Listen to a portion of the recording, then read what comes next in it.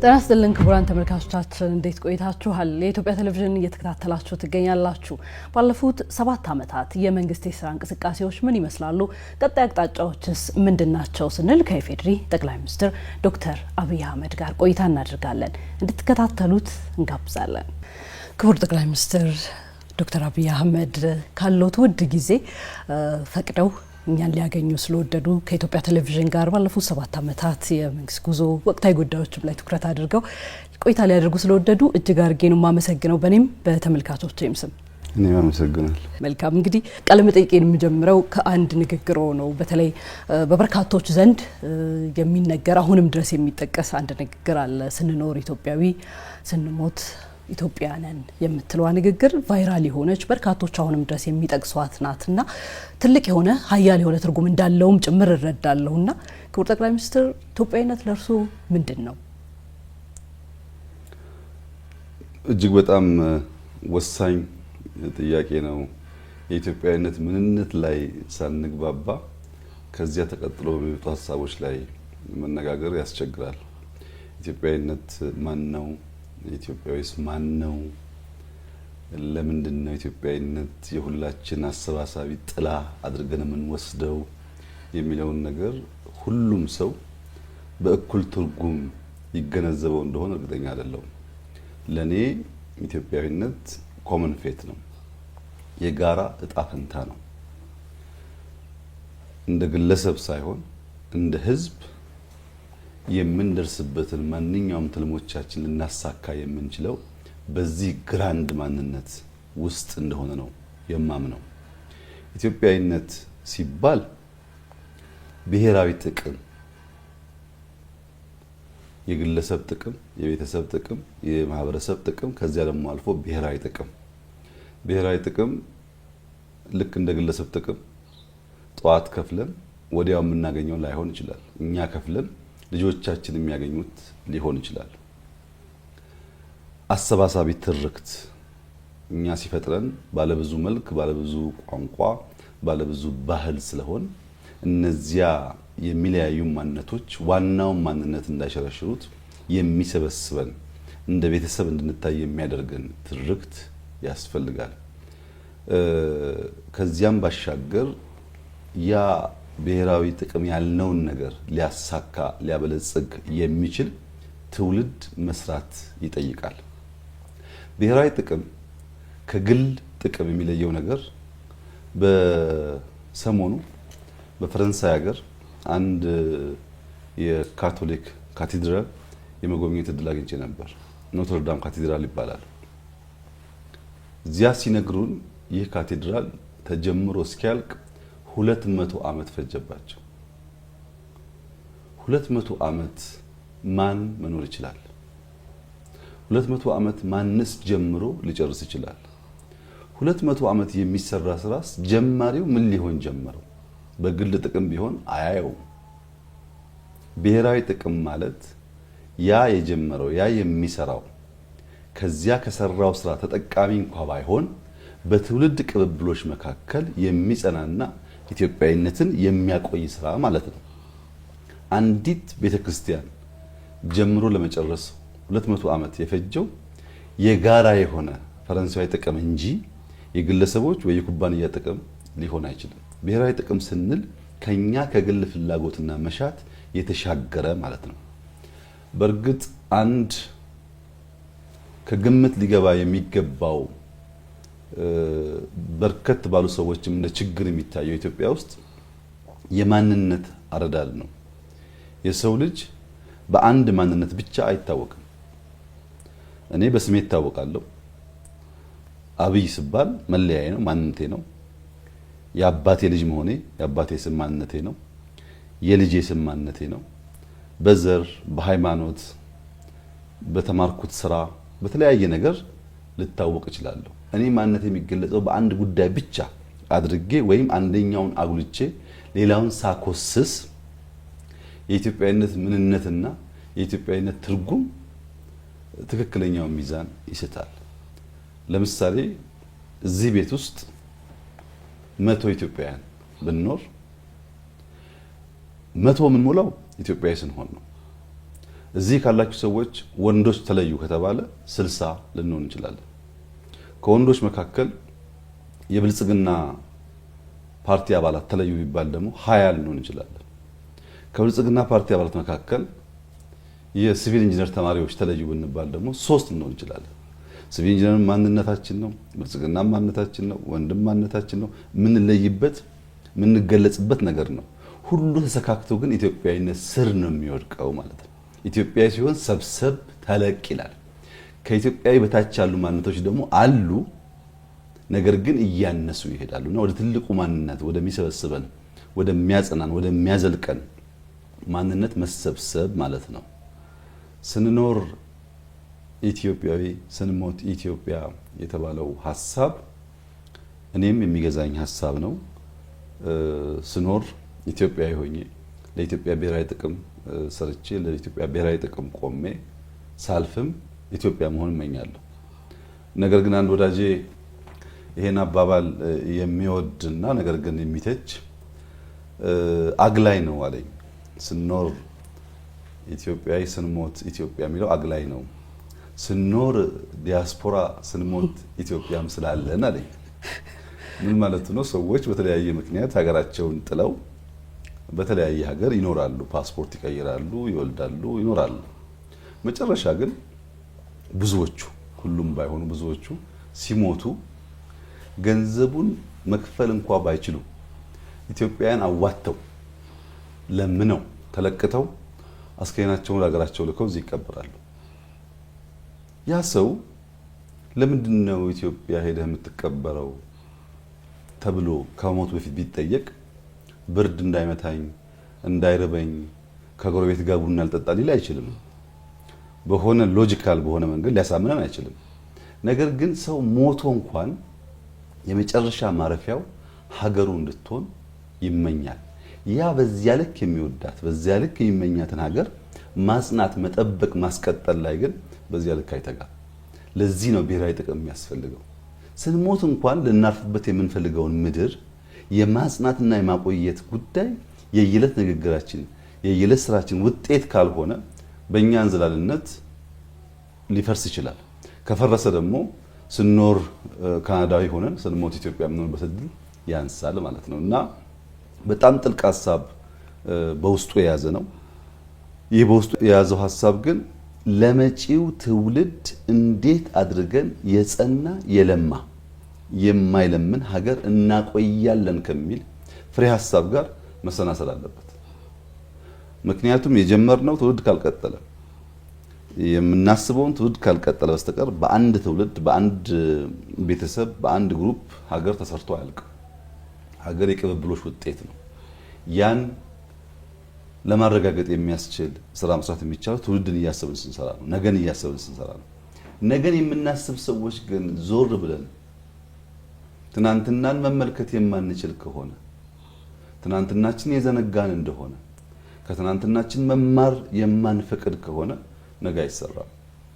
ለዚህ ነው እኛ ትናንትን ከዛሬ ዛሬን ከነገ አስተሳስረን ሚዛን ጠብቀን ሀገርን ገነባለን ብለን የተነሳ ነው። እንግዲህ ሁሉም ሰው እንደሚገነዘበው ትናንትን ባለው ልክ ማክበር አጽንቶ ማቆየት የኛ ንግግር አይደለም፣ ተግባር ነው። በዚህ እድሜሽ ወይም ከዚያ ፊት ወላጆችን ብትጠይቂ የትኛው መንግስት የላሊበላን ውቅር አብያተ ክርስቲያን ሊጠግን ሲሞክር አልሰማሽም? በዚህ እድሜሽ ወይም በአባትሽ እድሜ የትኛው መንግስት የፋሲል ቤተ መንግስት ሊጠግን ሲሞክር አልሰማንም። በኔም በአባቴም እድሜ የአባ ጅፋር ቤተ መንግስትን ሰዎች ሊጠግን ሲሞክር አልሰማንም።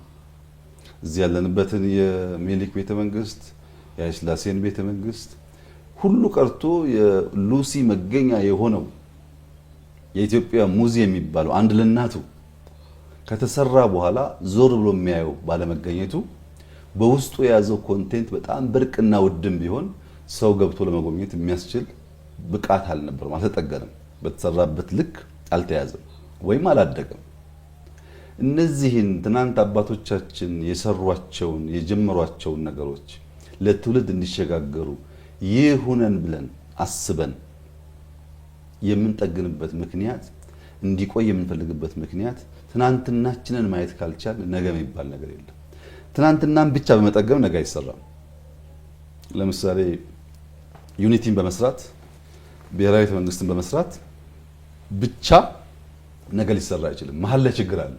መንገድ የሚያገናኝ የለም፣ ሳይንስ ሙዚየም የለም፣ ፍሬንድሺፕ የለም። ለዛሬ ደግሞ ያ ክፍተት መሙላት አለበት ማለት ዛሬ ሊሟላ የሚገባው ክፍተት ሲሟላ ትናንት መቆየት ሲችል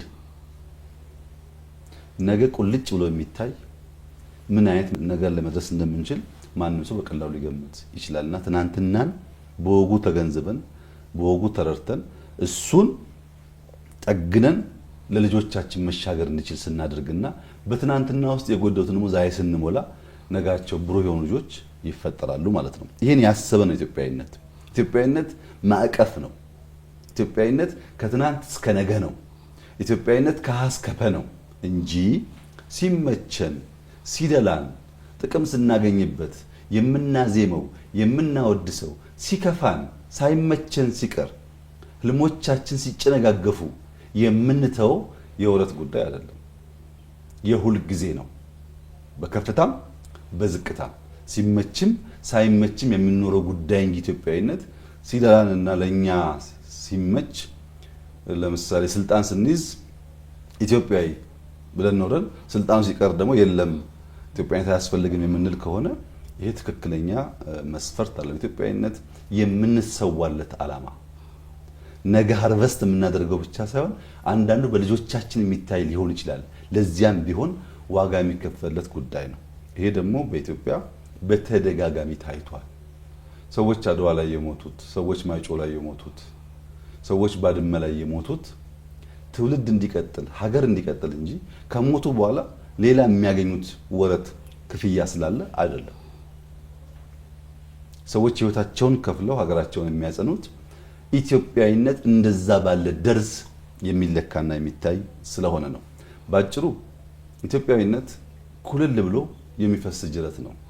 ክረምት ከበጋ የማይቋረጥ በድምጸቱ ለህጠሙ በመድረሱ ለእርሻ በመሆኑ ተፈጥሮን በመጠበቁ እጅግ እርካታ የሚሰጥ በሰፈር ውስጥ የሚያልፍ ኩልል ያለ ጅረት ካለ ኢትዮጵያዊነት እንደሱ ነው። አንዳንዴ ዘንቦ ሊደፈርስ ይችላል። ነገር ግን ሰክኖ ደግሞ ይጠራል። ኢትዮጵያዊነት የማይቆም በቀጣይነት የሚፈስ በሙላት የሚመለስ በልጆች የሚገለጥ የኖረ ያለና የሚኖር ነው ብዬ ነው የማስበው። በተለይ ስለ ትናንትናችን ሲያነሱ ክቡር ጠቅላይ ሚኒስትር አንድ ማንሳት የፈለኩት ጉዳይ ስላለ ነው አያይዤ። ዛሬ ላይ ሆነን ትናንትናችንን የምናይበት መነጽርስ የተስተካከለ ነው? በምን መልኩ ልናየው ይገባል ትናንታችንን ስንገነዘበው ይላሉ? ሁልጊዜም ሰዎች ትናንትን ሲመለከቱ ዛሬ ባሉበት የእውቀት ልክ፣ ዛሬ ባሉበት ዓለማዊ ሁኔታ፣ ዛሬ ባሉበት የሀብት ልክ ካዩት ሚዛን ይሰጣሉ። ትናንትን ማየት ያለብን በዚያን ጊዜ በነበረ አውድ ነው። የከፋም የለማም ነገር እንደሆነ ትናንትን ማየት የሚያስፈልገው ለፍርድ አይደለም። ትናንትን ማየት የሚያስፈልገው ለመማር ነው። ትናንትና ውስጥ ልንማራቸው የሚገቡ በጣም በርካታ ጉዳዮች አሉ። እነሱን ካልተማርን ስህተት እንደግማለን። እነሱን ካልተማርን ጥፋት እንደግማለን። ጥፋት ከደገምን ደግሞ ይያያዝና ለትውልድ ይሻገራል። ትናንትናን ስናይ ለመፍረድ ከሆነ ትናንትናን ስናይ ያ መደረግ አልነበረበት መደረግ ነበረበት ለመወሰን ከሆነ በዚያ ትውልድ መካከል መገኘት አለብን። በትውልዶች መካከል የሀሳብ፣ የእውቀት፣ የሀብት ልዩነት አለ እና ትናንትን ማየት ያለብን አትሞስት ለመማር መሆን አለበት። ከነ ችግሩም ቢሆን ብዙ ትምህርት ስለሚገኝበት ከዚያ ውጭ ያለ እይታ የተንሸዋረረ ይሆንና የተሟላ ግንዛቤ እንዳንይዝ ያደርገናል። ትናንትን ወይም አብዝተን እንጠላለን ወይም አብዝተን እንወዳለን። አብዝተን ስንጠላ ልንማር የሚገባንን ነገር እንስታለን። አብዝተን ስንወድ ደግሞ ዛሬን መኖር ዛሬን መስራት ሲገባን ካለ ጊዜያችን ትናንትና ውስጥ እንኖራለን። ሁለቱም ትክክል አይሆኑም ማለት ነው። ወደ ኋላ ልመልሶ ወደ ለውጡ ማግስት እንሂድና በለውጡ ማግስት ከተለያዩ በተለይ ማስገራሚ ወይም የማይረሱ ከሚባሉ ውሳኔዎች ውስጥ አንዱ የፖለቲካ ኃይሎች ወደ ሀገር ውስጥ መግባታቸው እንደሆነ ይታወቃል። እርሶም የፖለቲካ ኃይሎች ሁሉም እንዲገቡና በፖለቲካ አውድ ውስጥ እንዲሳተፉ ጥሪ ማድረጉ እንደዚሁ የሚታወቅ ነው። ከዛ በኋላ ከተፈጠሩ አንዳንድ ጉዳዮች አንጻር ግን ዛሬ ላይ ሆነው ይህ እርምጃ ትክክል ነው የሚል ሀሳብ አለዎት? ይህ ጥያቄ በብዙ ሰዎች ይነሳል። ነገር ግን አንድን ኢንሲደንት አንድን ትሪገሪንግ ፖይንት ራሱን ብቻ ወስዶ በማየት የተሟላ ግንዛቤ መያዝ አይቻልም። ማንኛውም ትሪገሪንግ ፖይንት ፕሮክሲሚቲ አለው። በአቅራቢያው ለዚያ ግብአት የሚሆን ነገር አለ። ከዚያ ከፕሮክሲሚቲ ፖይንት ዝቅ ስንል ስትራክቸራል ጉዳይም አለው።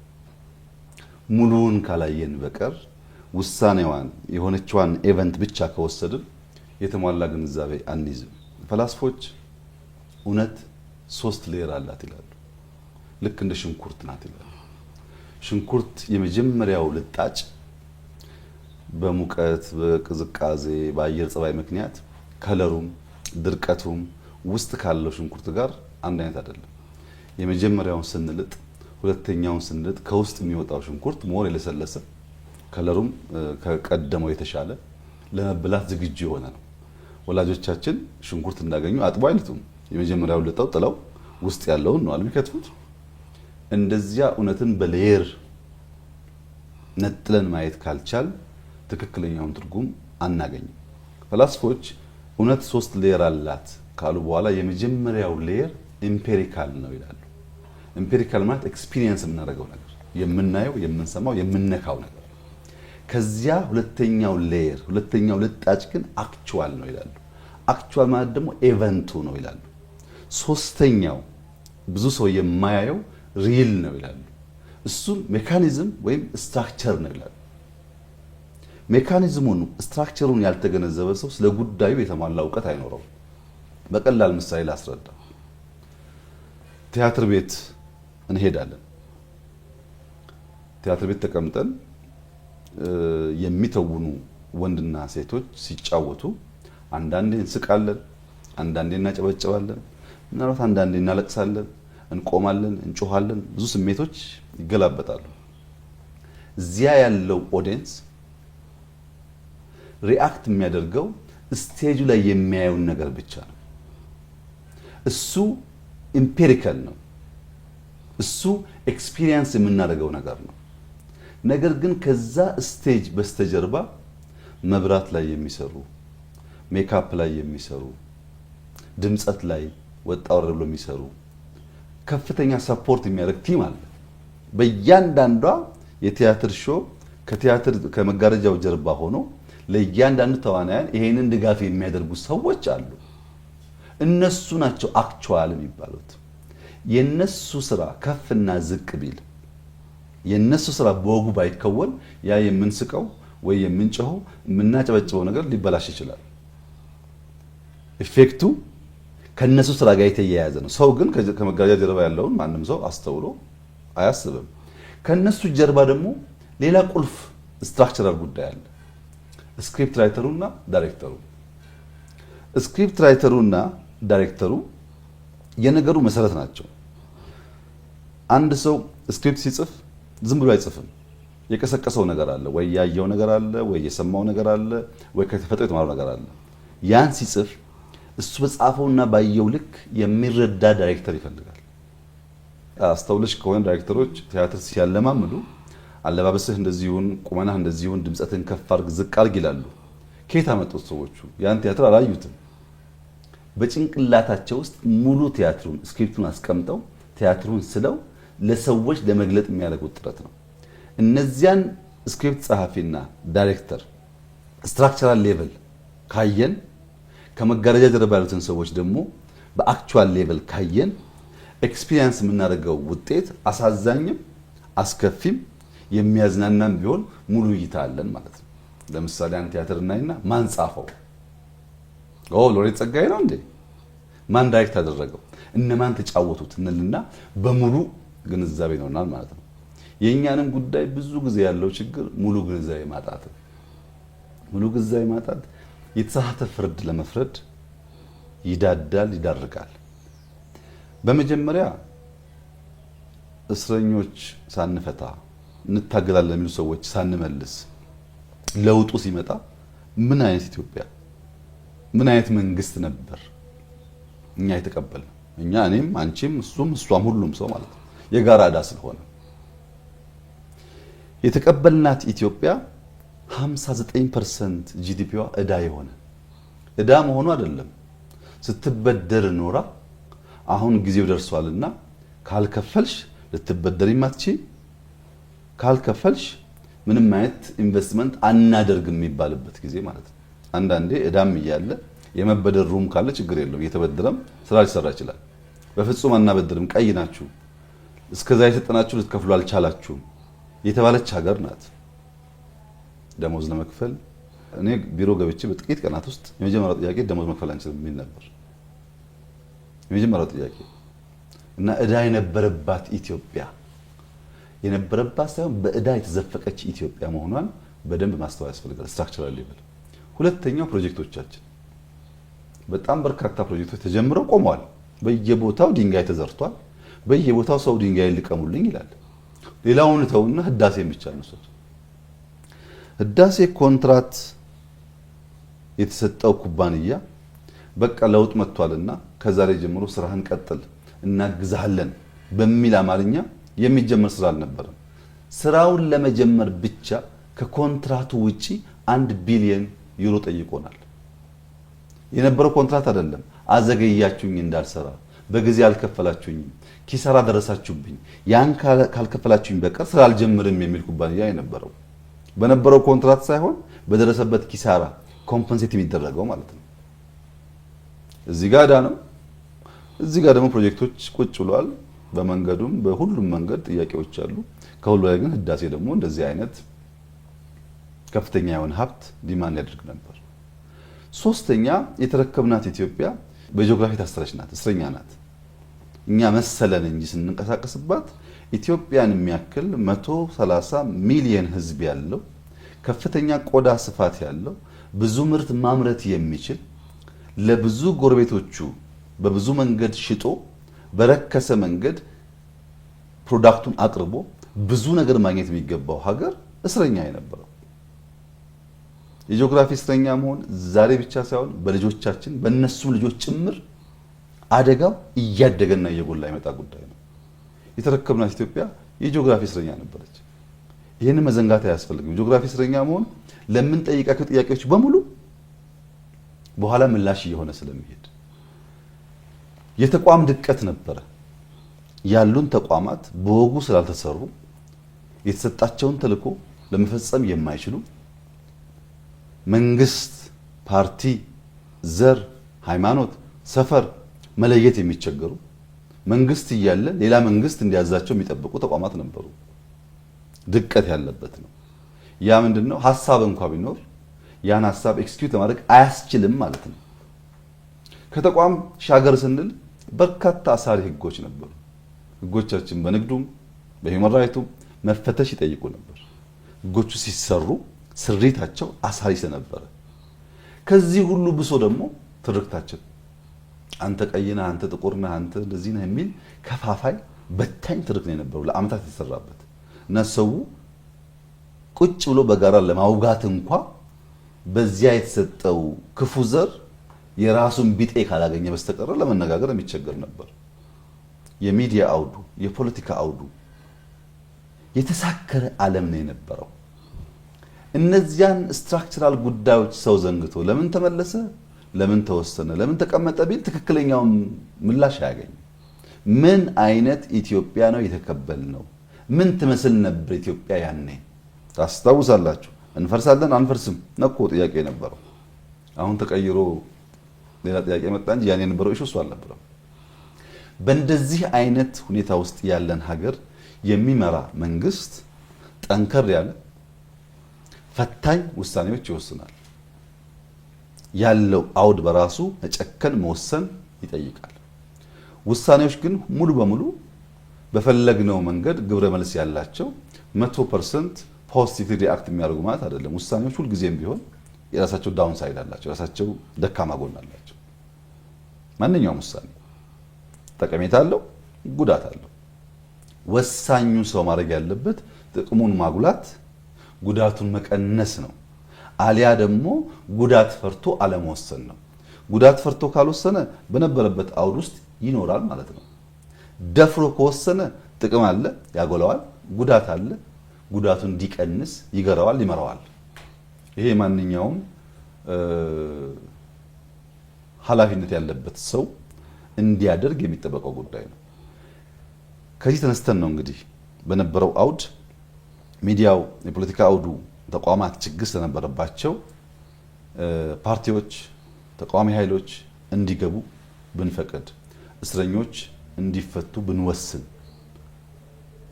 ያለውን ፖለቲካል ላንድስኬፕ ብንቀይር ያለው የተፈታው እስረኛ ሁሉ ለሀገር ጠቃሚ ነው፣ የተፈታው እስረኛ ሁሉ ወንጀል ሳይሰራ ጥፋት ሳያጠፋ ነው የታሰረው ብለን አይደለም።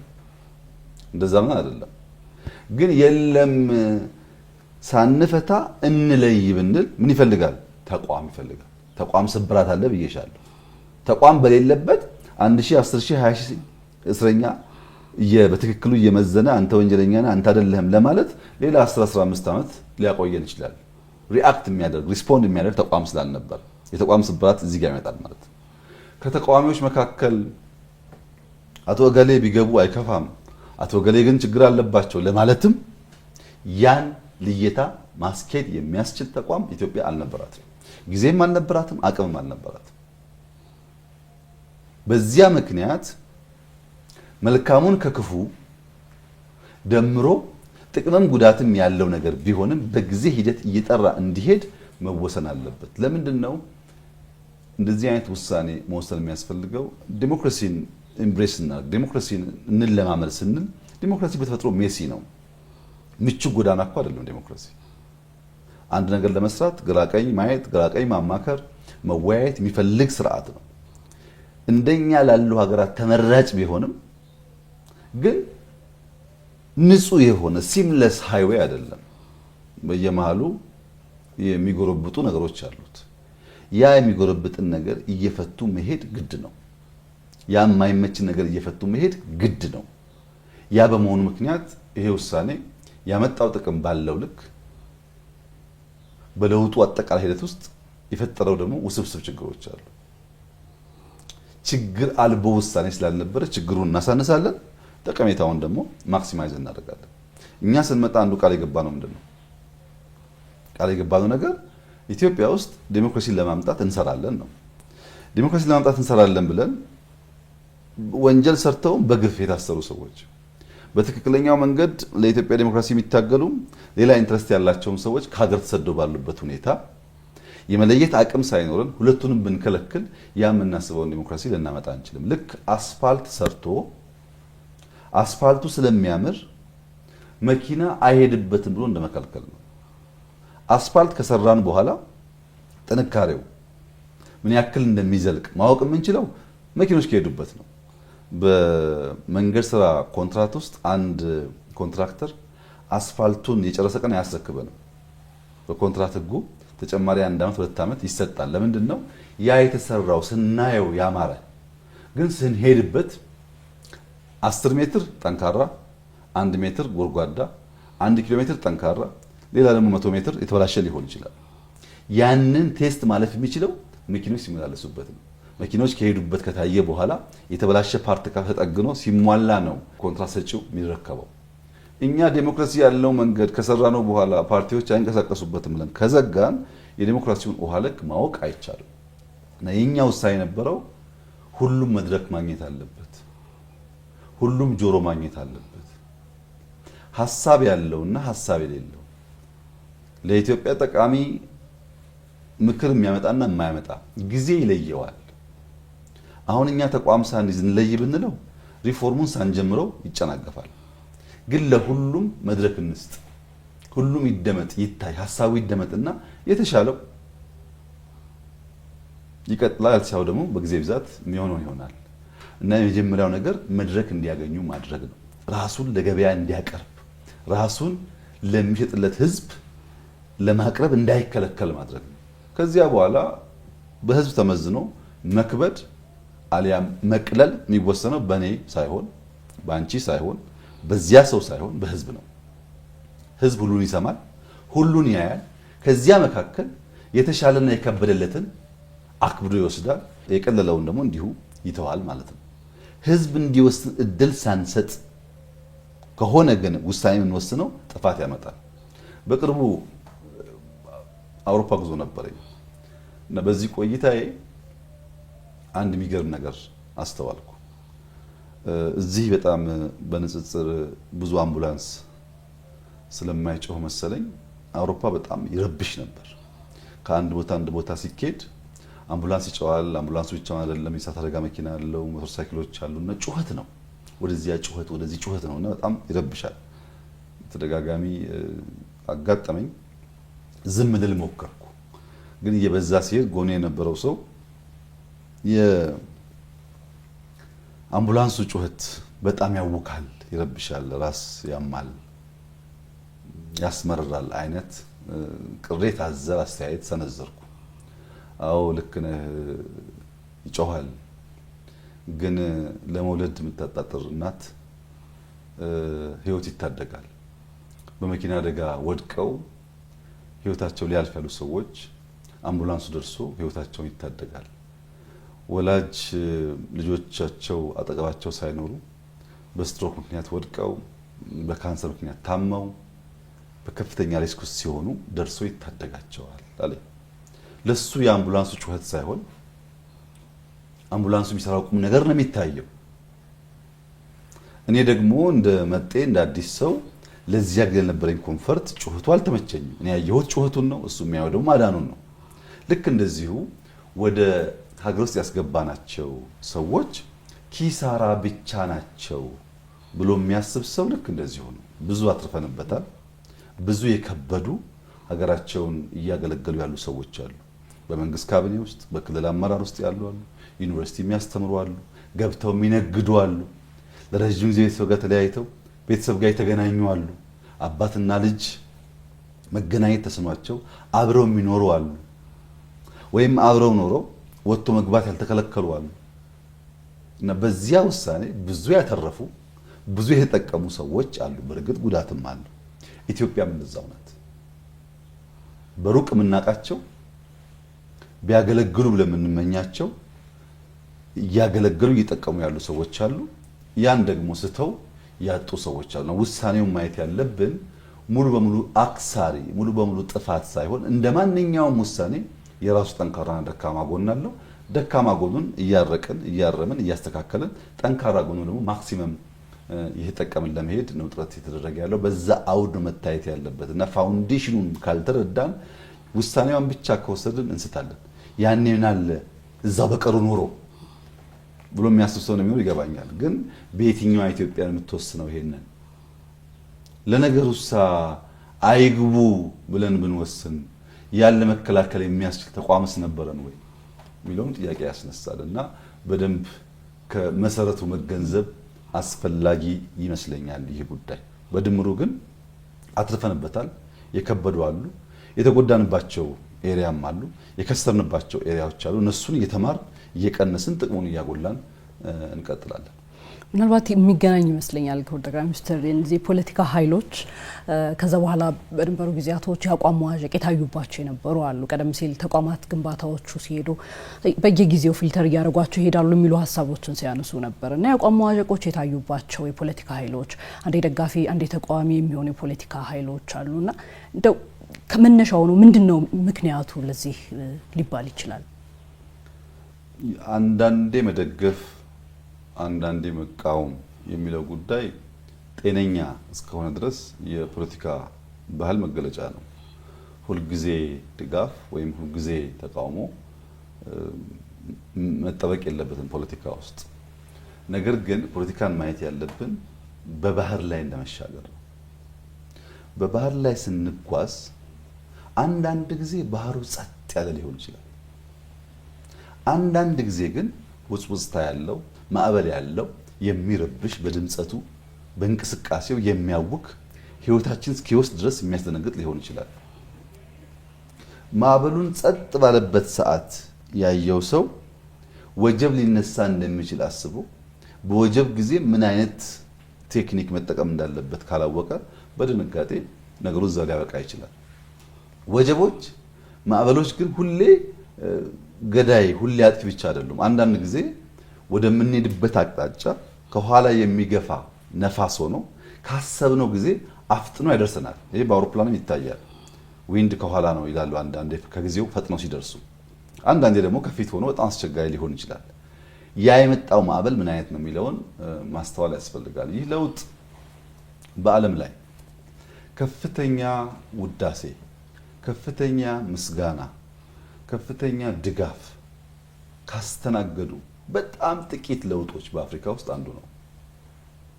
ሰዎች መዘንጋት የለባቸውም ይህን ጉዳይ። ከኖቤል ፒስ ፕራይስ ጀምሮ ከ27 በላይ ዩኒቨርሲቲዎች ሬኮግናይዝ ያደረጉት በጣም በርካታ ዓለም አቀፍ ተቋማት የተለያየ ምክንያት የተሸለመ የተደነቀ የተወደሰ በዓለምም በአፍሪካም በኢትዮጵያን ከፍተኛ ድጋፍ እና ውዳሴ ያገኘ ለውጥ ነው። በዚያው ልክ ደግሞ የሚቃወሙት ከጅምሩ የተቃወሙት መሀል ላይ የተቃወሙ ወጣ ገባ የሚሉ ሰዎችም ያስተናገደ ለውጥ ነው። ምንም አልጋ በአልጋ ተደርጎ አይወሰድም። ድጋፍ ያን ያክል የቸገረውና ለድጋፍ የሚጠማ አይደለም። ከፍተኛውን ድጋፍ አስተናግዷል። ተቃውሞም እንደዛው አስተናግዷል። ሁለቱንም ባላንስ አድርጎ ለመሄድ ለውጡ የወሰነበት መንገድ ነፋስ አቅጣጫው ሊቀይር ይችላል። እኛ ግን መዳረሻችንን እናውቃለን። መርህ ያደረግነው መልህቃችንን ነው። መርህን መልህቅ ካላደረግን በስተቀር መዳረሻ ግባችንን መልህቅ ካላደረግን በስተቀር ንፋሱ ወጀቡ መጣ ቁጥር ወዳሻው እንዲወስደን ከፈለግን ንፋሱ ይወስደናል፣ ግን ከምናስበው አያደርሰንም። አንዳንዴ ወጀብ መጥቶ እኛ የምንሄድበትን ፖይንት ትቶ ሌላ ጫፍ ይጥለን ይችላል። እዛ ስንደርስ እንደደረሰን ካሰብን ስተናል። መዳረሻችን እሱ አይደለም። እኛ መዳረሻችን ብልጽግና ነው። መዳረሻችን የጸናች ኢትዮጵያን ማየት ነው። መዳረሻችን ልመና ያቆመች ኢትዮጵያን ማየት ነው። እሱን ስናስብ መሀል ላይ ውዳሴም እርግማኑም ቢመጣ ብዙ ሚዛን የሚያስተን ጉዳይ አለ። ሚዛናችን የምንጠብቀው መልህቃችን መርህ ስለሆነ ማለት ነው። በውዳሴ ውስጥም እምብዛም ስካር አልተሰማንም፣ በእርግማን ውስጥም እምብዛም አልረበሸንም። ከእያንዳንዱ ውዳሴና ከእያንዳንዱ እርግማን ግን ለምን ብለን እንማራለን። ምን ፈጠረው? ምን አመጣው? የፖለቲካ ፓርቲዎች ለምንድን ነው በናሽናል ኢንትረስት ጉዳይ ላይ የሚሰበሰብ የሚጸና ሀሳብ መያዝ ያልቻሉት ብለን እንገመግማለን። አንደኛው ችግር የታዘብነው በዚያ ጊዜ የነበሩ የተቃዋሚ ፓርቲዎች ለውጡን ያዩበት መንገድ ነው። እኛ ያየንበት መንገድ ብቻውን በቂ አይደለም። እኛ ያየንበትን መንገድ ለመገንዘብ መጋቢት 24 የነበረውን የፓርላማ ንግግር ማየት ነው። አንዲት ስቴትመንት አልተዛነፈችም። ያቺ ንግግር ናት በየቀኑ በየአመቱ ተገበረው። እኛ አልተቀየርንም። ዓላማችን አስተዋሽ ተናግረነዋል፣ እየኖርነው ነው። ያ ንግግራችንን በየቀኑ እየኖርነው ነው። ከውጭ ያሉ ሰዎች ግን የኛን ንግግር የሰሙት ለነሱ አእምሮ እንዲመች አድርገው ነው። እኛ ያልነውን ሳይሆን የሚሽቱን የሰሙት። እንዴት ሰሙት ያልሽኝ እንደሆነ አንዳንዶች ችግር የለውም እነዚህ ብዛም የማይታወቁ ሰዎች ስለሆኑ ከወጣ ብለን በሪሞት እናዘዋለን ለውጡን እኛ ወደምንዘውረው የሚጓዝ ለውጥ ይሆናል ብለው አሰቡ። አንዳንዶች ደግሞ እነዚህም ብዛም አይቆዩም፣ ወደ 3 ወር ነው ያሉም አሉ። ባይዘው ወደ 3 ወር ውስጥ ተቀብለን እኛ እንቀጥላለን። እነዚህ በቃ አድራሽ ብቻ ናቸው እንጂ ዋነኞቹ እኛ ነን ብለው አሰቡ። ይሄን ሐሳብ ከጅምሩ የገመትናቸውም አሉ፣ በሂደት የተማርናቸውም አሉ። ነገር ግን አብዛኛው እንደዚህ ያለ ሐሳብ የሚያስቡ ሰዎች መንግስትን አያውቁም። መንግስትን መዘወር ግን ያስባሉ። አንዲት ቀበሌ ለአንድ አመት ሰርቭ አድርጎ አያውቁም። አንዲት ኤጀንሲ ሰርቭ አድርጎ አያውቁም። አንዳንዶቹ ፔሮል ላይ ፈርሞ አያውቁም። ማገልገል ምን እንደሆነ አያውቁም። ግን መንግስትን ማፍረስ፣ መንግስትን መምራት፣ መንግስትን መዘወር እንደሚችሉ ያስባሉ። ይህ ስለራሳቸው ያላቸው ግምገማ የፈጠረባቸው ቀውስ ይመስለኛል። ሀገር ለመምራት ሶስት ጉዳዮች ያስፈልጋሉ። አንደኛው እውቀት ያስፈልጋል። እውቀት ማለት የእውቀት መሰረቱ ኢንፎርሜሽን ነው፣ ዴታ ነው። አንድ ሰው ትምህርት ቤት ሄዶ የሚሰማቸው ማንኛውም ወሬዎች፣ ኢንፎርሜሽኖች ሲደረጁ፣ በቻፕተር ሲደረጁ፣ በሴሜስተር ሲደረጁ፣ በአመት ሲደረጁ፣ በሰርቲፊኬት ሲረጋገጡ እውቀት ይባላሉ። ግን ወሬ ናቸው፣ ኢንፎርሜሽን ነው። አንድ ሐኪም ስለ ሕክምና ኢንፎርሜሽን ሰምቶ ከጨረሰ በኋላ ሄድና ሐክም ቢባል ማከም አይችልም። እየሰማ በሆነ ጊዜ ላይ መሞከር አለበት። ኖሌጅ የሚባለው እውቀት የሚባለው በሰማነው ኢንፎርሜሽን ባነበብነው መጽሐፍ ወይም ከሰዎች በሰማነው በትምህርት መልክ በተሰጠን ነገር ያከማቸው ነገር ማለት ነው። እሱ ያስፈልጋል። ግን በጣም ያለው ሼር በመንግስት ውስጥ እነሱ እንደሚያስቡት ሳይሆን ውስን ሼር ነው ያለው። ከዚያ ቀጥሎ ስኪል ያስፈልጋል። ያ ኖሌጅ የሚመነዘርበት የሚተረጎምበት መስራት የሚያስችል ስኪል ያስፈልጋል። ሶስተኛው ደግሞ ስኪል ለማምጣት አንዳንዴ እጅ ይቃጠላል፣ አንዳንዴ ይወደቃል፣ አንዳንዴ ጩኸት አለ፣ አንዳንዴ ድጋፍ አለ። በዚያ ውስጥ ደግሞ ዊዝደም እየተገነባ ይሄዳል በጊዜ ውስጥ ማለት ነው። ሰው እውቀት ኖሮት ስኪል ከሌለው ልምምዱ ከሌለው በስኪል ውስጥ ደግሞ ዊዝደም እየገነባ ካልሄደ ብቻው እንኳን ባይሆን እንደ ቲም ይህንን ብቃት መገንባት ካልቻሉ መንግስት ያስቸግራል። እና ብዙዎቹ በክላስሩም ዋና እንዴት እንደሚዋኝ ተምረዋል። ስለ ዋና አልሰሙም አይደልሽም። ዋና ስትዋኝ መጀመሪያ ቀኝ እጅህን ወደፊት ትዘረጋለህ፣ ቀጥሎ ግራ ይከተላል፣ ሁለቱ እግሮች ይንቀሳቀሳሉ፣ ንፋስ አየር ምስብበት መንገድ ይሄ መሆን አለበት የሚለው ቲዮሪ ሰምተዋል። ግን ዋና ዋኝተው አያውቁም። አንድ ሰው ስለ ዋና አስተምረን ስናበቃ ሂድና ዋኝ ብለን ገንዳ ውስጥ ብንጥለው ካልደረስነት በቀር ሟች ነው። ስለ ዋና ሰማ ማለት ዋና ቻለ ማለት አይደለም። ወይም ስለ ሳይክል ለመንዳት ግራና ቀኝ እግርህን እያፈራረክ ትነዳለህ፣ ባላንስህን ጠብቅ ብለን ብንነግረው ሰውየውን ከዚያ በኋላ ገብቶኛል ብሎ ሳይክሉን ብሰጠው ይፈጠፈጣል እንጂ አይነዳውም። አብዛኛዎቹ እንደዚህ ናቸው። ስለ መንግስት ወሬ የሰሙ፣ ስለ መንግስት ያነበቡ፣ ስለ መንግስት በርቀት ያዩ፣ ግን ቀበሌ ማለት ምን እንደሆነ በወጉ የማያውቁ፣ ኤጀንሲ ማለት ምን እንደሆነ በወጉ የማያውቁ ያልኖሩት ማለት ነው። እኛ እኮ ሰምተናል ስለዚህ ጉዳይ። አዎ ሰምተሃል። መስማት ግን መኖር አይደለም። ስትኖር ብዙ ከፍታና ዝቅታ በውስጡ አለ። ይሄንን ካለመገንዘብ ብዙዎቹ ሳቱ። እኛ ለሁሉም እጃችን ዘርግተን ጠበቅናቸው። ለአውሮፓ ላለውም አሜሪካ ላለውም በቅርብ ላለውም ለሁሉም እጃችን ዘርግተን የተቀበልነው። አንዳንዶች ከእጃችን ላይ የግል ምንዳ ጠበቁ። ያ የጠበቁትን ምንዳ ከእጃችን ሲያጡ አኮረፉ። ኑ ሲባሉ፣ ግቡ ሲባሉ፣ አብረን እንስራ ሲባሉ ኑ የተባልነው 4 ኪሎ ነው ብሎ ያሰቡ ሰዎች ሳቱ፣ አኮረፉ። ሀገር ነው የምንፈልገው፣ ሀሳብ አለን፣ መስራት እንችላለን፣ እንፈልጋለን ደግሞ ያሉ ጸንተው ቀሩ። እኛ ኑ ያልነው፣ ተመለሱ ያልነው፣ አብረን እንስራ ያልነው፣ ሀሳባችሁን ለመሸጥ አውድ ይገባችኋል፣ መዛኛው ህዝብ ካከበዳችሁ የምትፈልጉትን መሆን ትችላላችሁ ነው ያልነው እንጂ የጠራ ነው ሁሉ 4 ኪሎ ይገባል አላልንም። እንደዚያ ያሰቡ ሰዎች ሳቱ።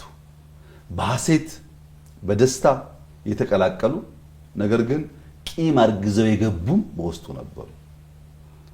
በደስታ የመጣው እያለቀሰ የመጣውም ቂም አርግዞ የመጣውም ተቀላቅሎ ስለመጣ ያንም የለየት አቅም ስላልነበረ በሂደት ያ እሱ ያስቀመጠው መስፈርት የሆነኛል ይገባኛል ያስቀመጠው ነገር ከፍና ዝቅ ሲል ድጋፉም መዋዠቁም በኢትዮጵያ ፖለቲካ መቼም እንዴት እንደዋዠቀ ሁላችን እንታዘባለን። ዛሬ ነሳና ነው የዛኛው ግሩፕ ደጋፊ ይሆናለሁ፣ ካለምንም ችግር ደግሞ ተነስቼ የዛኛው ግሩፕ ደጋፊ ይሆናለሁ።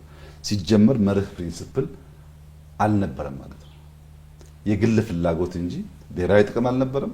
የግል ፍላጎት እንጂ ሐሳብ ኖሮ ሐሳብ ሽጦ ተወዳድሮ ላሸንፍ ይችላል የሚል እምነትም አልነበረም። እኔ ወሬ ስሰማ ስለከረም ዕውቀት አለኝ ብዬ ስለማስብ ቀጥታ ሄጄ መንግስት መሆን ወይም መዘወር ይችላል ብለው ብዙዎቹ አስበዋል። እንግዲህ እኔ ያለኝ ምክር መንግስት ኢትዮጵያ ውስጥ ማንም ሰው የተመኘ ሰው ከውስጥ ምኞት ያለው ሰው መሆን ይችላል። እንደ ከዚህ ቀደሙ ለምን ትመኛለህ የሚባልበት ዘመን አይደለም። ሰው ጠቅላይ ሚኒስትር መሆን፣ ጀነራል መሆን፣ ሚኒስተር መሆን መመኘትም ይችላል። ከበረታና ከተጋ መሆንም ይችላል። የሚከለክል ህግም የሚከለክል አውድም አይደለም ያለው። ብዙዎች ያን እንዲመኙ ለዚያም እንዲተጉም እንፈልጋለን። ግን ያለኝ ምክር በከፍተኛው ቦታ ላይ ማገልገል የምናስብ ማንኛውም ሰዎች ህልሙ ካለን ያ ህልም እንዳይጨነግፍና እንዲሆን ቀበሌን፣ ወረዳን፣ ኤጀንሲን ማገልገልን ፔሮልን ማወቅ አለብን። በወር ፔሮል ላይ ፈርመን ደሞዝ መቀበል ሳንለማመድ ከዚያም ከዚህ ሞጭልፈን እየኖር ከዚያ ላገልግል ካል ያ ባህሪ ይከተልንና በፔሮል መኖር የምንቸገር ሰዎች እንሆናለን። እና ፍላጎቱ ችግር የለበትም፣ ምኞቱ ችግር የለበትም፣ ለዚያ መትጋቱም ችግር የለበትም። ያ ግን በሰላማዊ በህጋዊ መንገድ እንዲሆን፣ በዓላማ እንዲሆን፣ ሐሳብ ቋጥረን እንዲሆን፣ በልፋትና በውጤት እንዲሆን ከሰራ ነው ከመራ ነው ለማንም ሰው ክፍት ነው። እኛ ዛሬም እጃችን የተዘረጋ ቤታችን የተከፈተ ለሰላም፣ ለውድድር፣ ለንግግር አብሮ ለመስራት ለሚፈልጉ ማንኛውም ሰው ክፍት ነው። ቤታችን ዝግ አይደለም። ባለፈው እንዲህ ስላደረግ ሁለተኛ አደርስብኝ የሚል አቋም የለንም። አሁንም ሐሳብ ያለው ሰው፣ ሰላማዊ መንገድ የሚከተል ሰው፣ በመርህና በትጋት ሊያመጣ የሚሻ ሰው ካለ እሱ ለኛ ትርፍ ጥቅም ሀብት እንጂ ኪሳራ አይደለም። አንዱም ችግራችን ጠንከር ያለ ሐሳብ ያላቸው ሐሳብ ላይ ቆመው የሚሞግቱ ቻሌንጅ የሚያደርጉ ኃይሎች ጠፍተዋል ኢትዮጵያ ውስጥ። ስሜት ነው እዛም እዛም የሚወራጨው እንጂ ሐሳብ የለም። እሱ ለኛም አይጠቅመንም፣ ለኢትዮጵያ አይጠቅማትም። ምክንያቱም ሐሳብ እየደረጀና እየሞገትን ስንሄድ እንማማራለን፣ አንዱ ከአንዱ ይማራል። በዚያ ሂደት ውስጥ እናድጋለን እና አሁንም እኛ አልተዛነፈን፣ ቦታችን ክፍት ነው። በመርህ ላይ ቆሙ ከመጀመሪያው ዕለት ጀምሮ እስከዛሬ ድረስ በምንሰራው ስራ መጋቢት 24 እየተመለሱ ሪፈር እያደረጉ የሚደግፉ በጎደለውም የሚመክሩ ሰዎች አሉ። ሙሉ ላይሆን ይችላል አንዳንድ ጉዳይ ሲደግፉንም ያልገባቸው ሲቃወሙንም ያልገባቸው፣ አንድ ሳምንት ሲያወድሱ ሌላ ሳምንት ሲረግሙ የሚታዩ ሰዎች ደግሞ አሉ። ይሄን እንግዲህ እነሱ ቢሰሩበት ይሻላል ከኛ ይልቅ ብዬ ነው የማስበው። በእኛ በኩል ግን ውዳሴውንም በሚዛን ወቀሳውንም በሚዛን ከውዳሴውም ትምህርት ከወቀሳውም ትምህርት ነው የምንወስደው። በውዳሴ ዘመን በጣም በርካታ ሽልማቶች፣ በጣም በርካታ ግብዣዎች ይቅርብን ብለን ትተናል። ውዳሴ ነው መርጠን የወሰድናቸው አሉ። በጣም በርካታዎችን አልተቀበልናቸውም፣ አልሄድንም። ለምን? የውዳሴ መደጋገም በውጤትና በስራ ካልተገለጠ ሊያዘናጋ እንደሚችል ስለምናቅ የሚያስፈልገውን ያክል ካየን በኋላ አብዛኛውን እናመሰግናለን ነው ያለው። በተቃውሞ ጎራም እንዲሁ ነው። አንዳንድ ጊዜ መፈተሽ መመርመር፣ ራሳችንን ማየት የሚገባን ጠቃሚ ሀሳቦች የሚነሱባቸው የተቃውሞ አይነቶች አሉ። ሰክነን እንማርባቸዋለን። ያላየናቸው ያላስተዋልናቸው ልንማራቸው የሚገቡ ጉዳዮች ይኖሩ። አንዳንዴም የኢትዮጵያ ፖለቲካ አብዛኛው ኢንትሪግ ነው፣ ኮንስፒሬሲ ነው፣ ሽረባ ነው። አንድ ሰው አጀንዳ ፈጥሮ አጀንዳውን ሰርቶ ይለቀዋል። እሱ እየተነተነ ብር ይሰበስባል። ለእንደዚህ አይነቱ ጉዳይ ደግሞ የምንመልስበት የግብረ መልስ ሚዛን በንጽጽር ከዛኛው ዝቅ ያለ ይሆናል እና ከተቃውሞም ከውዳሴውም እየተማሩ እያሻሻሉ ቃልን በተግባር እየገለጡ መሄድ ነው ጠቃሚ ነው ብዬ የማስበው ነው። መልካም። በብዙ ኢንተርቪዎቹ ለመከታተል ስንሞክር ብዙ ጊዜ ፈተና ውስጥ ትልቅ ነገር መስራትን ትልቅ ነገር ማሳካትን ይቻላል የሚሉ ሀሳቦችን ሲያነሱ አደምጣለሁኝና በማብራሪያ ብናያቸው እስኪ ምን አይነት ትልልቅ ስኬቶችን በፈተና ውስጥ ማሳካት ተችሏል? ፈተና ያው ፈተና ነው። አቅለን ጉዳት ወይም ፈታኝ ሁኔታን አያመጣም ብለን የምናቃለው ጉዳይ አይደለም። ፈተና ፈተና ነው። ግን ያ ፈተና በውስጣችን የታመቀ ያልተለማመድ ነው። በዕለት ተዕለት እንቅስቃሴያችን እምብዛም ያላወቅ ነው። የተደበቀ ፖቴንሻል ደግሞ ያወጣል። ሰዎች ምን ይላሉ? ሰው ሁሉም ሰው ኢንፋይናይት ፖቴንሻል አለው ይላሉ። ተለክቶ ተሰፍሮ የማያልቅ ብቃት አለው። ግን ያ ብቃቱን አያውቀውም፣ ያ ብቃቱን አይመነዝረውም። ያ ብቃቱን እንዲመነዝረው ፕሮቮክ የሚያደርጉ ቻሌንጆች አንዳንድ ጊዜ ከፍተኛ ውጤት ያመጣሉ። ለምሳሌ አሁን እዚህ አንደኛ ፎቅ ላይ ተቀምጠን እያለን አንደኛ ፎቅ ነው፣ ጉዳት አይደርስብሽም፣ እስቲ ዝለይ ብልሽ ብትሞቺ አታደርጊው። ሰበራለው፣ ጎዳለው፣ አላደርገውም ነው የምትይው። ነገር ግን በአቅራቢያችን ከፍተኛ ፍንዳታ ቢሰማ ወደዚህ ድምጽ በከፍተኛ ድምጽ የመጣ አደጋ ቢሰማሽ አንቺ ኮንሺየስ ማይንድሽ ሳይሆን ምንነቱን መቼ እንደወሰንሽ እንዴት እንደወሰንሽ ሳታቂ ሰብ ኮንሺየስ ማይንድሽ ያዞሽ ከነበርሽበት ከዚህ ከፍታ ዘለሽ ትወርጃለሽ። ያንን ዝላይ በኖርማሉ ጊዜ ድገሚ ብትባይ ላትሞክሪው ትችያለሽ። ያ የመጣው አደጋ ነው ያማታቂውን ጉልበት የሰጠሽ። ያ የመጣው አስፈሪ ጉዳይ ከዚህ ፍርሃት በላይ ስለሆነ ሌላ ማታቂውን ብቃትሽን አወጣው ማለት ነው። በፈተና ጊዜ ትላልቅ ስኬት ያስመዘገቡ ሀገራት አሉ። ብዙዎቹ እንደዛ ናቸው። ለምሳሌ ደቡብ ኮሪያን ብንወስድ በዓለም ላይ በጣም ስኬታማ ኤር ዲፌንስ ከሰሩ ካመረቱ ሀገራት አንዷ ደቡብ ኮሪያ ናት። ያላቸው ሀገራት አሉ፣ ግን በጣም ተመራጭ ከሚባሉ የኤር ዲፌንስ ሲስተም አንዱ የደቡብ ኮሪያ ነው። ምን አመጣው ይሄን ያለ እንደሆነ በማንኛውም ደቂቃ ሰሜን ኮሪያ ሮኬቶች፣ ሚሳይሎች ተኩሳ ልታጠፋን ትችላለች የሚል ስጋት ስላለ ያንን ስጋት ለማስቀረት በጣም ኮምፒተንት የሆነ ተመራጭ የሆነ ኤር ዲፌንስ ሲስተም ሰርተዋል። አሁን የፈጠሩት እነሱ ናቸው። መነሻው ትሪገሪንግ ፖይንቱ ግን ኢሚዲየት ትሬት አለ፣ ያ አደጋ ሊያጠፋን ይችላል የሚል ስጋት በውስጡ ስላለ ነው። ጃፓን፣ ጀርመን ከሁለተኛው ዓለም ጦርነት በኋላ አገራቸው ፈርሶ ደህንነት መፍረስ ያለውን አደጋ እንደ ማህበረሰብ አምነው ተገንዝበው ጨክነው ሰርተው በጥቂት አስርት ዓመታት ውስጥ አገሮቻቸውን የገነቡበት መንገድ ያዩት ትሬት ያዩት አደጋ ተመልሶ እንዳይመጣ ሀገር መገንባት እንዴት እንዳለበት አምነው ስለሰሩ ነው።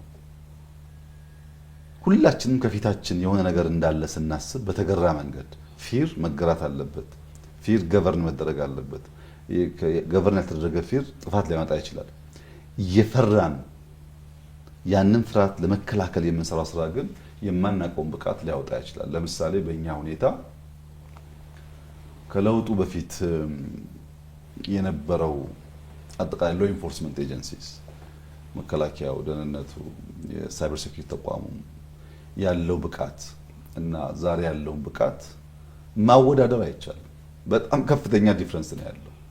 ዛሬ ያለው ለኢንፎርስመንት ኤጀንሲስ ምንም አይነት ስጋት ከዚህና ከዚያ ቢፈጠር ኢትዮጵያ ካለምንም ችግር ኦቨርካም እንደምታደርግ ጥርጥር የለውም። ከፍተኛ ብቃት ፈጥረናል። ያኔ ጥይት እንለምናለን፣ አሁን ጥይት እናመርታለን። ያኔ በጣም በርካታ ጉዳዮች እንገዛለን፣ አሁን እናመርታለን። ያኔ ስንገዛ ብዙ ወዳጅ ስላልነበረን ግዢውም ችግር ነው፣ ልመናውም ችግር ነው፣ ገንዘቡም ችግር ነው። አሁን የተሻለ ገንዘብም አለን፣ የተሻለ ወዳጅም አለን፣ የተሻለ የመግዛት አቅምም አለን። መስራት ብቻ አይደለም። 130 ሚሊዮን ህዝብ ስላለን ብቻ ሳይሆን ሰልጥነን ተደራጅተን በአዳዲስ እውቀትና ታክቲክ ሀገራችንን ሉዓላዊነታችንን ለመከላከል ያለን አቅም ለውድድር የሚበቃ ጉዳይ አይደለም።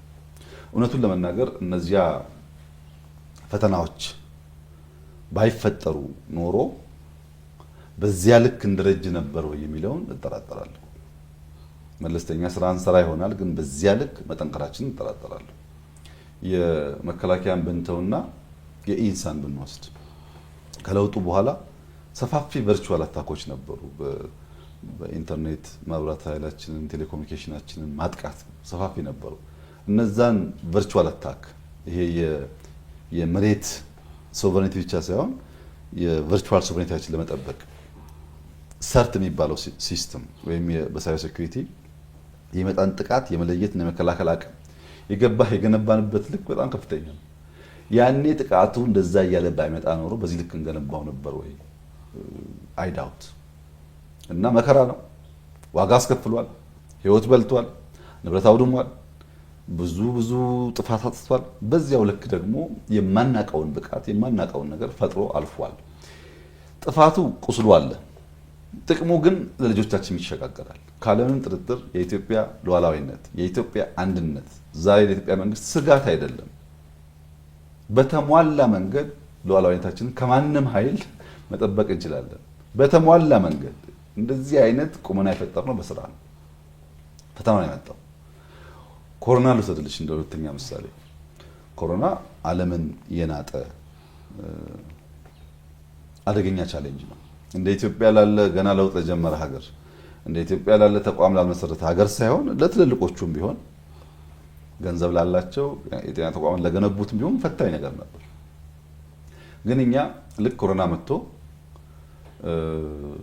አፍሪካኖች ይጎዳሉ፣ ይሞታሉ፣ ያልቃሉ የሚሉ ሟርቶች ነበሩ እና ውይይት ስንወያይ እንደ መንግስት አቋም ወሰድን። ይሄ ሟርት ነው።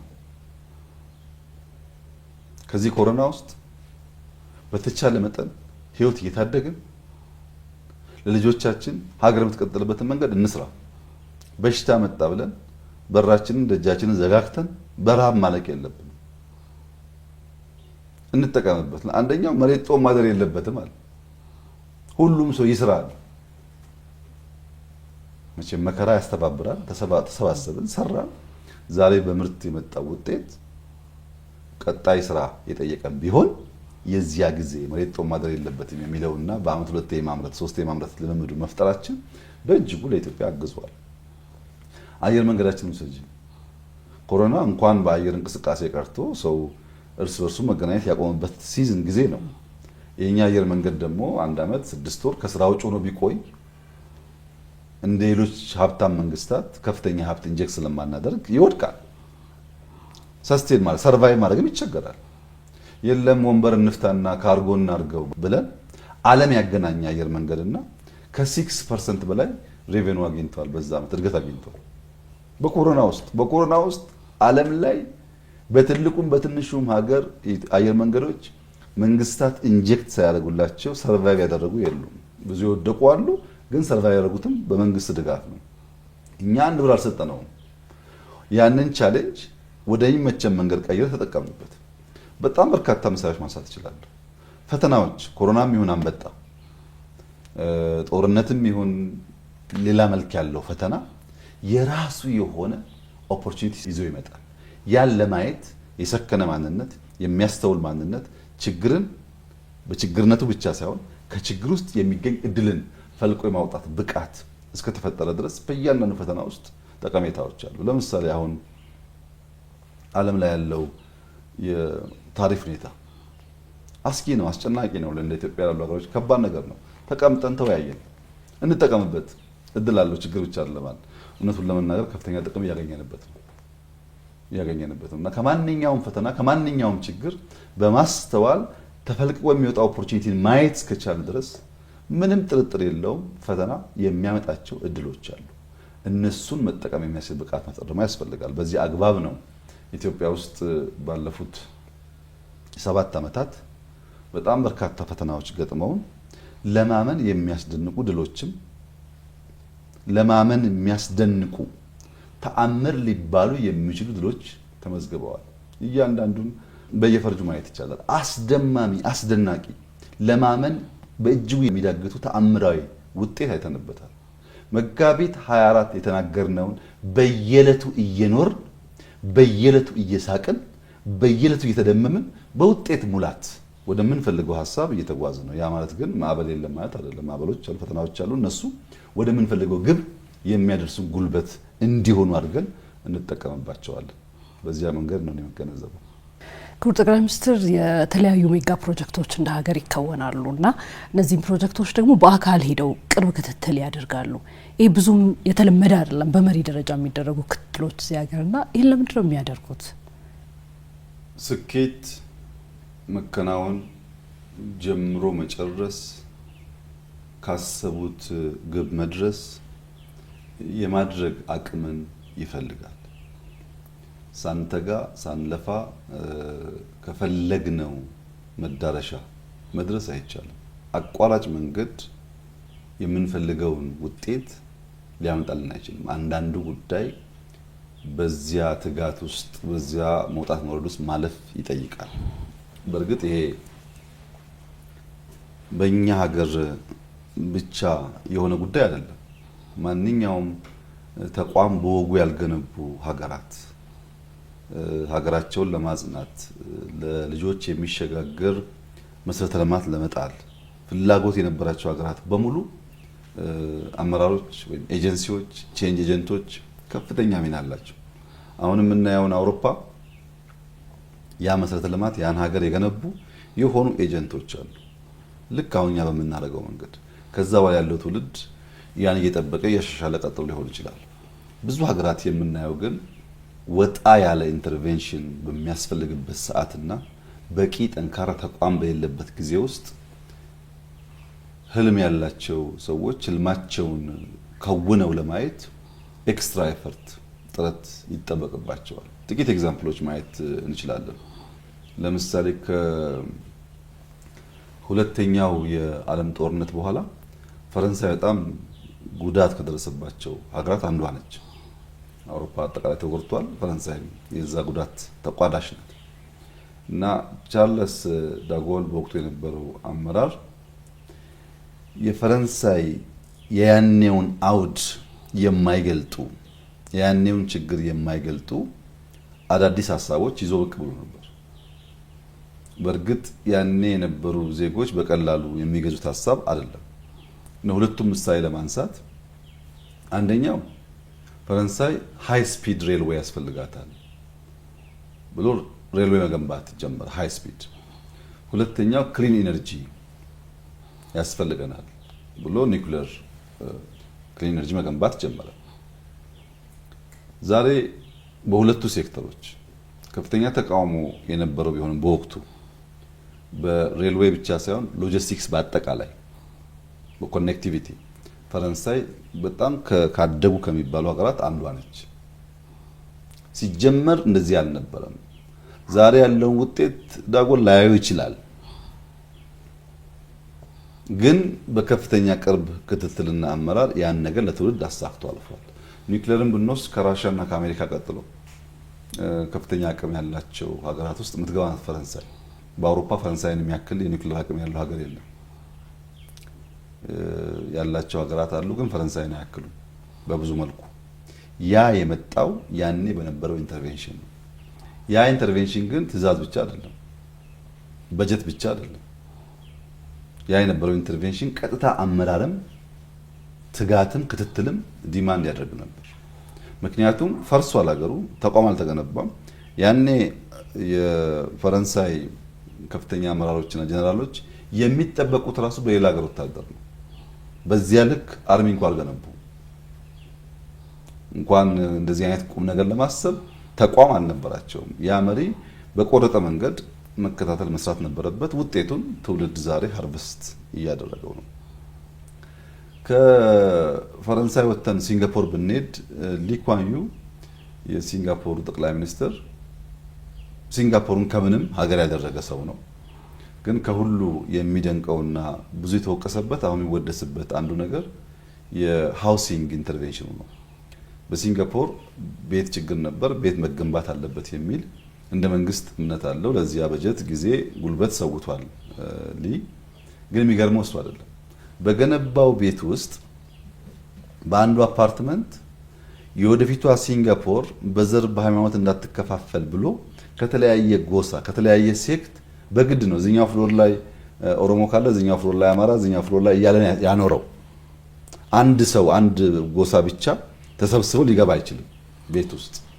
ይሄ ሰውዬ የቤታችንን አይነት አፓርትመንት ስለነበረ የቤታችንን ሳይዝ ጎረቤቶቻችን ማን እንደሚሆኑ ጭምር የሚወስን ማን ነው? እሱ ከፈለግነው ጎረቤት ጋር እንዳንኖር ከእንትና ጋር ነው የምትኖረው እያለ የሚወስንብን ከፍተኛ ተቃውሞ ከፍተኛ ቁጣ ነበር። ከጥቂት ዓመታት በኋላ በዓለም ላይ ለዜጎቻቸው በቂ ቤት ካቀረቡ ፕሮስፐረስ ከሚባሉ ሀገራት አንዷ ናት ሲንጋፖር ማለት ሲጀመር። ግን ዛሬ ሁላችን የምንማርበት የምናከብረው ሰው ሆኗል። ይህ አይነት ባህሪ ነበረው። የሄደ ስራ የማየት የመምራት ልምምድ ነበረው። ምክንያቱም ተቋም ጠንካራ ሳይሆን ግራንድ ሀሳብ ተይዞ እንዲሁ ሊከወን አይችልም። አሜሪካን ማየት እንችላለን።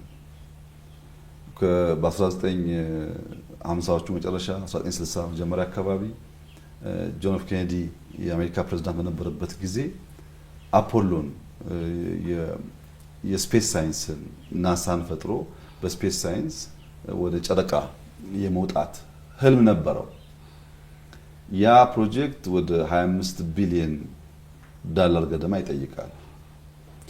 ያኔው አሜሪካ ደግሞ የአሁኑ አሜሪካ አይደለም። የሲቪል ራይት ሙቭመንት በስፋት ያለበት፣ ብዙ ሰልፎች ያሉበት፣ የዲሞክራሲ ጥያቄ የሚነሳበት፣ ሴቶች ይምረጡ፣ ጥቁሮች ይምረጡ የሚል ጩኸት የነበረበት፣ አክቲቪስቶች በጣም በስፋት የሚደመጡበት ዘመን ነው ዘመኑ። በዚያ ምክንያት የሱ የ25 ቢሊዮን ዶላር የአፖሎ ፕሮጀክት ኢንቨስትመንት እንደ ቅዱስ ሀሳብ የሚቀበሉት አልነበረም። ጊዜው አይመጥነውም ለዛ ጉዳይ። ግን ጆን ኤፍ ኬኔዲ ናሳ ከዋይት ሃውስ ናሳ እየነዳ ስራውን በቅርበት ይከታተል ነበር። ከዚህ ጋር ተያይዞ የሚነገር በጣም ብዙ ታሪኮች አሉ። ለምሳሌ አንድ ጊዜ ለጉብኝት ሄዶ ስራውን እያየ አንዷን ጽዳት ሰራተኛ አግኝቷት ሰላም ካላት በኋላ ምን እያደረግሽ ነው ሲላት አሜሪካ ወደ ናሳ የምታደርገውን ጉዞ እየደገፍኩ ነው አለች የሚባል በጣም ፕሮሚነንት የሆነ ንግግር አለ። እያጸዳች ነው ግን የዛ የትልቁ ህልም አካል ነኝ አለች የሚለው ማለት ነው። ይህ ሰው ማሰብ ብቻ በጌታ ሎኬት ማድረግ ብቻ ሳይሆን ፎሎ ያደርግ ነበር ማለት ነው። ወደ ህንድ መተን ጠቅላይ ሚኒስትር ነሄሩን ብንወስድ ህንድ እንደኛ ዳይቨርስ የሆነ ሶሳይቲ ያላት ናት። ብዙ ድህነት ያለበት ሀገር ነው። ምግብ ኢሹ የሆነበት ሀገር ነው። ግን ፕራይም ሚኒስትር ነሄሩ ሄቪ ኢንዱስትሪ ላይ ኢንቨስት ማድረግ አለብን፣ ሃይር ኤጁኬሽን በተለይ ደግሞ አይቲ ላይ ኢንቨስት ማድረግ አለብን የሚል ሀሳብ ይዞ መጥቶ ብዙዎች ዳቦ ሳንበላ ደግሞ ሄቪ ኢንዱስትሪ ምን ያደርግልናል ብለው ብዙ ጥያቄ አንስተዋል። ዛሬ ህንድ ያላትን የኢኮኖሚክ ለውጥ ያመጣ ግን ያ ኢንተርቬንሽን ነው። አንዳንዱ ኢንተርቬንሽን የጊዜው ስለማይሆን ተቋማት በቀላሉ ወስደው አይተገብሩትም። እነሱ እስኪለማመዱ ጊዜ ድረስ መሪዎች ወይም በየደረጃ ያሉ ሰዎች በቅርብ ክትትል ስራውን መፈጸም አለባቸው። ከተፈጸመ በኋላ የሚያይ ሰው ተምሮ መሰል ስራ ሊሰራ ስለሚችል፣ ለምሳሌ በእኛ ሁኔታ ዩኒቲ ፓርክ ሲሰራ እኔ እንደ ፕሮጀክት ማናጀር ነበርኩ። ዶክተር ፍስሐ፣ ዶክተር አብርሃም፣ ኢንጂነር ሀብታሙ ደግሞ ከኔ ስር የሚሰሩ ሰዎች ነበሩ። ከኔ ጋር ሆነው ይከታተላሉ፣ ይገመገማሉ። ስራ እንዴት እንደሚመራ አብረን እናያለን። ልክ እንጦጦን ከጨረሰን በኋላ ግን እያንዳንዱ የራሱ ፕሮጀክት እየያዘን የወጣው። ለምን ዶክተር ፍስሐ ጅማን ይመራል፣ ዶክተር አብርሃም ሶማሌ ያለውን ፕሮጀክት ይመራል፣ ኢንጂነር ሀብታሙ አርባ ምንጭን ይመራል። እነዚህ ሰዎች ደግሞ በስራቸው በጣም በርካታ ሰዎች እየፈጠሩ ነው። ትሪክል ዳውን ያደርጋል ማለት ነው። ካስኬድ እያደረገ እየሰፋ ይሄዳል። አሁን እኔ ዩኒቲን በመከታተልበት መልክ የአርባ ምንጩን ፕሮጀክት ወይ ጅማን ፕሮጀክት አላይም።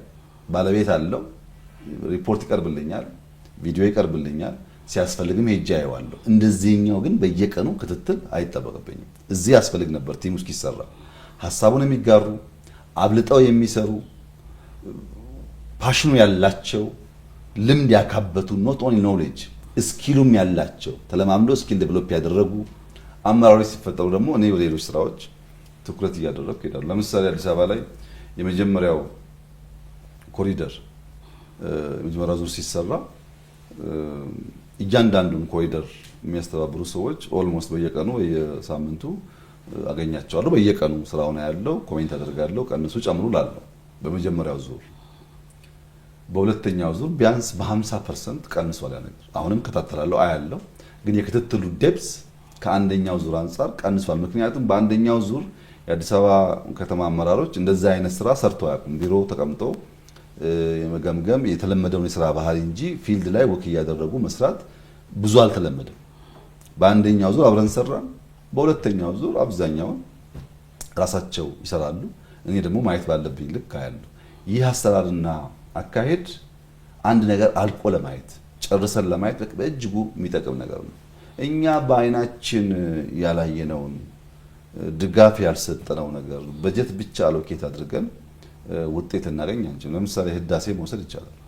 ህዳሴ እስከ አንደኛው ሁለተኛው ሙሌት ድረስ ኤቭሪ ሲንግል ሞርኒንግ ጠዋት 1 ሰዓት ሩብ ጉዳይ 1 ሰዓት ከሩብ ባለው ጊዜ ውስጥ በየቀኑ ለፕሮጀክት ማኔጀሩ ደውለታለሁ። በየቀኑ ከሴኩሪቲ ቀጥሎ መከታተለው ውጊያ እያለንም ደውለታለሁ ከውጊያ ቦታ ላይ ምክንያቱም ይፈልግ ነበረ። አሁን ደግሞ መጠኑ እየቀነሰ ሄደ ማለት ነው። ለምን ነገርየው መስመር እየያዘ ሲሄድ የኔ ኢንቮልቭመንት እየቀነሰ ሲሄድ ሌሎች እየተረከቡት ይሄዳሉ። እኔም ደግሞ ወደ አዲሱ ነገር ፊቴን ዞር አደርጋለሁ። በዚህ መንገድ ካልሄን በቀር ጀምረን መጨረስ፣ አስበን መከናወን ከባድ ነገር ነው። ድካምን ፈርተን ድካምን ሸሽተን ውጤት መመኘት ተገቢ አይደለም። በእኛ ደግሞ ሁኔታ ተቋም የለም ብቻ ሳይሆን የተለመደው አሰራር መሪዎች ከቢሮ ስለማይወጡ ነገርየውን በአይን ስለማያዩ በጣም በርካታ የውሸት ሪፖርቶች ይቀርባሉ። ሌሎች ሰዎች መጥተው ሲያዩ ነው ህዳሴን ባዶ መሆኑን ያወቅነው፣ ሌላውን ፕሮጀክት ባዶ መሆኑን ያወቅነው እንጂ ቁጭ ብለን ሪፖርት ስንሰማ እንደዛ ላይ መስለን ይችላል። ስናየው ግን ብዙ ጣጣ በውስጡ አለና ማየት ያስፈልጋል። አሁን ወደ ክልል ሲወረድ 10 ቀበሌ ካለ ከ10ሩ 5ቱ 6ቱ በደንብ ወርደው በየሰው ጓሮ እየሄዱ ስንት ዶሮ እንዳለ፣ ስንት ላም እንዳለ፣ ስንት ቤተሰብ እንዳለ፣ ምን ያክል ፖቴንሻል እንዳለ የሚያውቁ ቀበሌ ሊቀመንበር ባሉበት ቦታ የተሟላ ዳታ አለ፣ የተሟላ ስራ አለ፣ ሰላም አለ። ቀበሌ ሊቀመንበሮች ብዙ በማይወርዱበት በማይከታተሉበት ማን እንደገባ ማን እንደወጣ በእነሱ ሰፈር በማያውቁበት ሁኔታ ውስጥ ደግሞ ችግር አለ እና ክትትል በቀበሌ ደረጃ ያስፈልጋል። በክፍለ ከተማም ብናስብ ወርደው ስራ የሚመሩ ክፍለ ከተማ አመራሮች ባሉበት ክፍለ ከተማና ቢሮ ተቀምጦ የሚሰሩ ሰዎች አንድ አይደለም ስራው። በየትኛውም ቦታ ብናይ ወርዶ ስራ እያዩ የሚመሩ ሰዎች ካሉ ስራ ይፈጥናል፣ ይከወናል። ያንን ልምምድ ማሳደግ ያስፈልጋል። ደግሞም ትምህርት ይገኝበታል። እውነት ለመናገር በማናቃቸው የስራ መስኮች ውስጥ ባለሙያ ጋር ስንነጋገር ስራ ስናይ ለምን ሆነ ስንል ለምን አታፈርስም ለምን አትቀጥልም ስንል ብዙ ነገር እንማራለን ከውድቀትና ትምህርትም ይገኝበታል፣ ስራም ይቀላጠፋል። ሰውም ደግሞ እንደዛ አይነት ጉልበት ሰጪ ክትትል ሰዋዊ ባህሪ ነው። ሰው ቁጥጥር ይፈልጋል። ለዚያም አስፈላጊ ስለሆነ ነው እንደዛ ማደርገው። አድካሚ ነው ግን በጣም ደስተኛ ነኝ። ጀምሬ ያልጨረስኩት ነገር የለም። ጀምሬ አስቤ ያልሰራሁት ፕሮጀክት የለም። ብዙ ጉዳይ የማይመስሉ ጉዳዮች እናስባለን። የማይመስሉ በእኛ አቅም የማይታሰቡ ግን ያልቃሉ። ስለሚመሩ ክትትል ስላለ ያልቃሉ። አሁንም እንደዛ ነው። ምንም ስጋት የለኝም። ኢትዮጵያን ለማበልጸግ መሰረት እንጥላለን ብለን ቃል የገባነውን ነገር ምንም ጥርጥር የለውም መሰረት እንጥላለን፣ እናደርገዋለን። ሐሳቡ አለ፣ ክላሪቲ ኦፍ ቶት አለ፣ ዲቮሽኑ አለ። ሐሳብ ብቻ ሳይሆን ያለ ከወን የሚያስችል ኢነርጂ አለ። በዚያ ምክንያት ህዝባችን ይዘን አሁን በጣም ሰፊ ጉልበት አግኝተናል። ብዙ መስራት የሚችሉ ሰዎች እየመጡ ስለሆነ ምንም ጥርጥር የለውም የኢትዮጵያን ብልጽግና መሰረት እስክንጥል ድረስ ትጋቱም ውጤቱም ይቀጥላል።